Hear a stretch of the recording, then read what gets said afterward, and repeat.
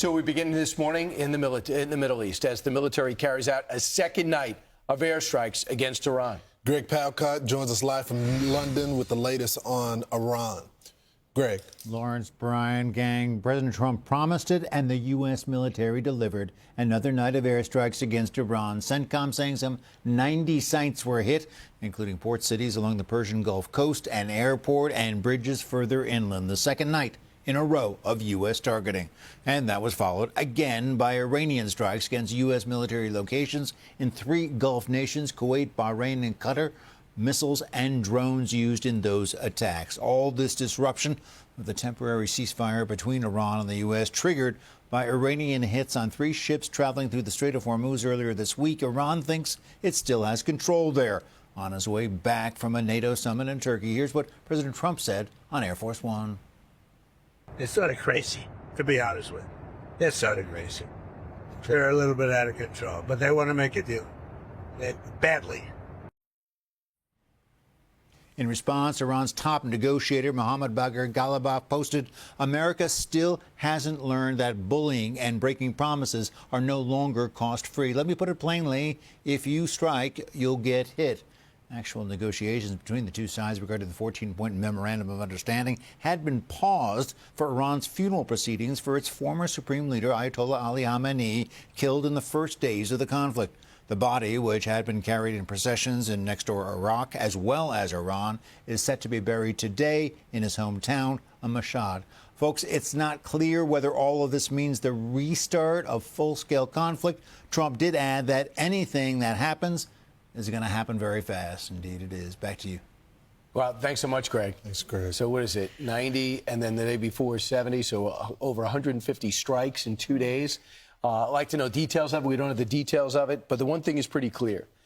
Whoever signs the 60 days memorandum of understanding on the Iranian side, they won't have any power. So we should not even pretend that they do. So let's just say the speaker's sincere, the foreign minister's sincere, that they hate us, but they don't want to fight us. They want to be able to unfreeze their funds. They want to be able to sell their oil at market rate. And let's say they want to control the strait, but they know that that would be problematic. The guy that's making the decisions is a guy from the IRGC, this Ahmed Vahidi. So we should not sit down with anybody else. This guy's as evil as it gets. But if we don't deal with him, we should not deal with anyone, because the supreme leader is too scared or too disfigured to come out of his bunker. He doesn't even go to his dad's funeral, so forget about him. So it's about this guy who's running the Quds Force and the IRGC commander. So because either these guys don't control it or they're just talking out of both sides of their mouth, but they refuse, as of this hour, they refuse to give up their gradual control of the strait, which is going to be a fee and toll system. And if you look at the memorandum, the MOU, it says that they're going to be managing this strait. We're not going to allow it. And that's fundamentally what happens. They hit 3 ships and they have absorbed 150 shots. So part of the problem is that after we took out all the leaders, at least the first 2 levels, the Iranians had a goal, and the supreme leader left a plan to decentralize power. And I think this is by design.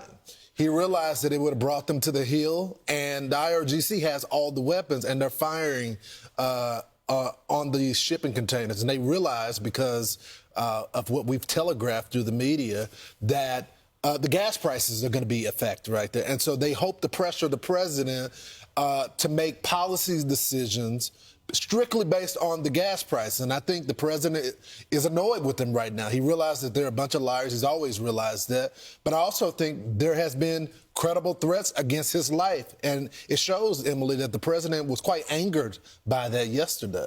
Indeed. And he still has economic and many military options. So those that consider this an escalation leading to, quote, war, the reality is that they have quite a large hierarchy of decisions militarily that simply show the Iranians that when you strike, in the words of Vice President J.D. Vance, we will hit the hell out of you back.